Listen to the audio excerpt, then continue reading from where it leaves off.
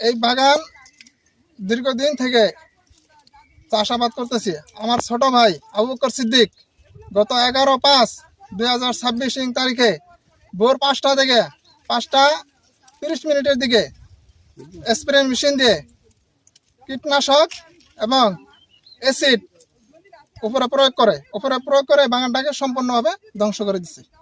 আমি এর সুষ্ঠু তদন্ত এবং বিচার চাই। জমি আমার ক্রয় সূত্রে জমি এটা।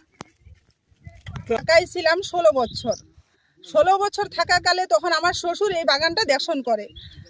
শ্বশুর বাগানটা দেখশন করার পরে এখন আমরা ঢাকা থেকে চলে আসি তখন আমার শ্বশুর খাইতো বাগানটা। যেহেতু শ্বশুর বেঁচে আছে আমরা বাগানটা নাই না নেওয়ার কারণে আমার শ্বশুর যখন মারা গেল, এখন আমরা বলতেছি আমাদের ক্রয়কৃত জমিন, আমাদের দলিল আছে, সব কিছু আছে, আমাদের জমিটা আমার বলার পরে এখন ওরা আর বাগানে আসে না, ওদের ডকুমেন্ট নাই। যদি মারামারি হয় ওরাই তো ব্যর্থ হবে।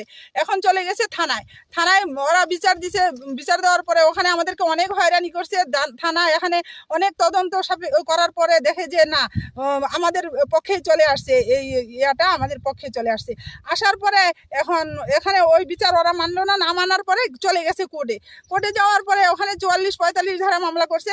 মামলা করার পরে এখন তারপরে পাতা হয়েছে। পাতা হওয়ার পরে পাতা আমরা কাটার পরে আমার শাশুড়িকে দিয়ে মামলা করাইছে। ছেলের উপর শাশুড়ি মামলা করছে, তাহলে কঠিন হবে মামলাটা, এটা ভেবে কঠিন করাইছে আর কি, মামলাটা করে দিয়েছি।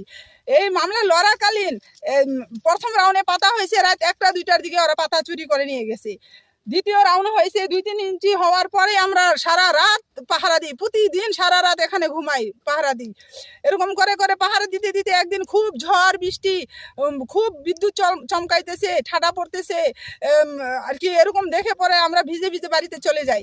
যাওয়ার পরে এখন ওই মুহূর্তে একটু ওরা সব এক জায়গায় বাড়ি আমাদের সারাক্ষণ আমাদের পাহারা দেয়। যখন দেখছে যে বাড়িতে চলে আসছে, সাথে ওই মুহূর্তে ওরা ভিজে চলে আসে বাগানের সমস্ত আগা কাটে ফেলে দিছে, পাতা কেটে ফেলে দিছে। ফেলে দেওয়ার পরে বৃষ্টিটা থামার সাথে